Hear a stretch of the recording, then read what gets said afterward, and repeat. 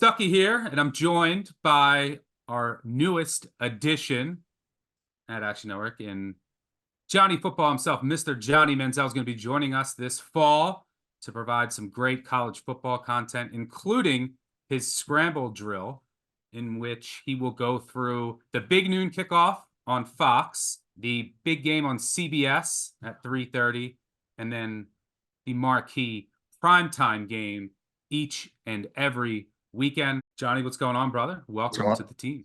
What's going on, my man? Thanks for having me on. Appreciate it. I'm excited to get this season rolling. Yeah, before we do jump into the first game, I did want to just ask you, since you obviously played college football, you played quarterback at Texas A&M. Did you have any preference or any insight into, like, you like playing at noon, maybe 3:30, the primetime game? Do you have any insight there on just like when you got to play and the actual time?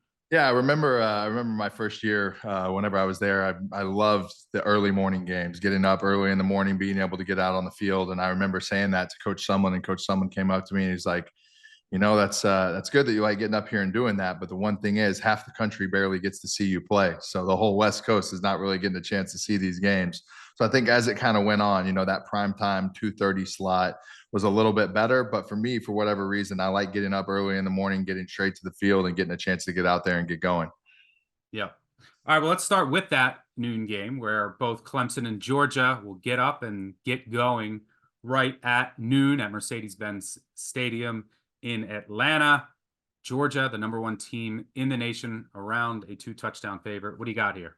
I really like Georgia in this game. I think just from an offensive line and quarterback standpoint and just all around team that Georgia has, they're ready for this game. I really do like Clemson throughout the year, especially, their ACC season that they have. But this game, I think, is just too much dogs, too much Georgia. I think it's too physical of a team for Clemson coming off the year that they had last year.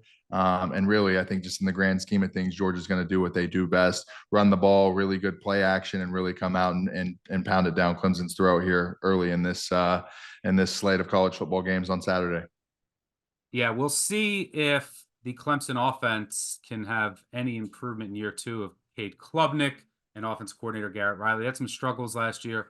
We will see if that offensive line can handle the Georgia front, and maybe some better health and a little more talent at receiver can lead to better results. But that's something I'll definitely be looking out for. The 3:30 game, Ohio State. I promise in the future we're going to have better CBS games at 3:30 than Ohio State and Akron. Ohio State laying a huge number here. Historically, for what it's worth, these large favorites like 50 plus have not done that well against the spread, but they have fared pretty well in week one.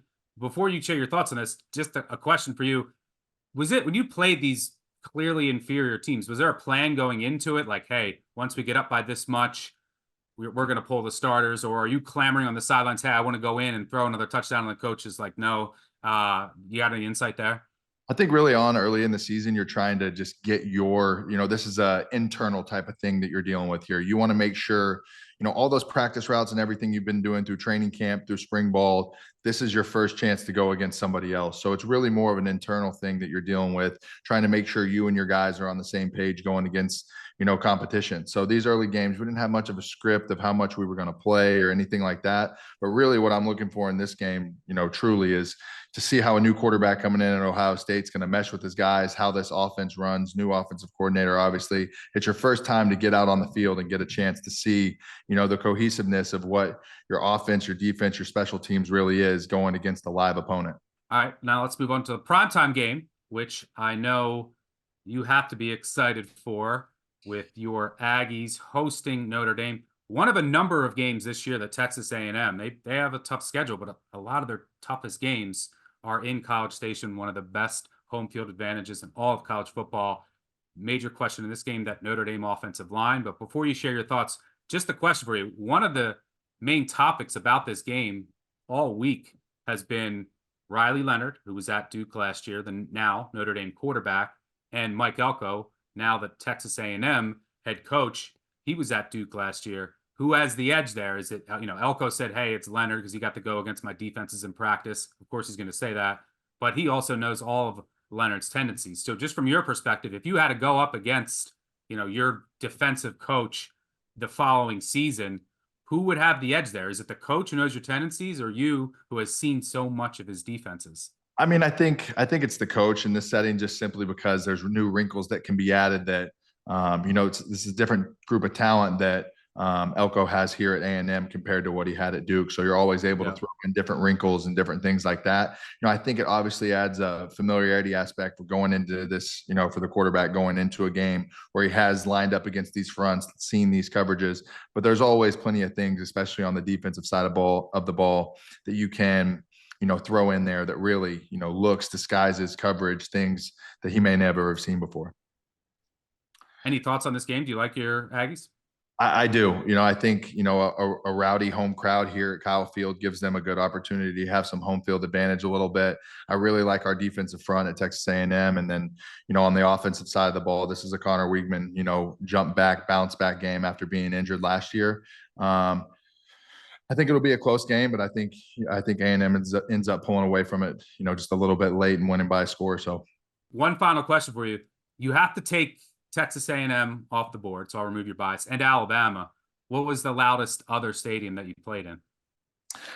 Man, I got a chance to play a pretty rowdy night game at Auburn. I thought it was a great stadium, really, really wild fan base. And then obviously getting a chance to play at LSU as well. Playing in Death Valley was, a really, really crazy experience for us. And they really got after us that day and made it really hard for us on offense. So, there's a lot of stadiums throughout the SEC that are pretty special, but I would have to go back to Auburn and LSU as being two places that I remember, firmly off the top of my head. All right, so you like Georgia, you like A&M. If you're noticing a trend here, Johnny, SEC is the flavor of the week. I think I forgot to ask you, Ohio State, Akron. Are you laying the massive number? Are you taking the dog, or are you just staying away there? I think I would go ahead and take the points there. It's one of those games that has to be played almost so perfectly to hit that number, and you never know. It could be one of those games that's 60 something to 0, but you think if Akron gets any points on the board in that game, they should be free and clear. All right, there you have it. Thanks, Johnny, and good luck this weekend. Oh man, appreciate you. Always a good time.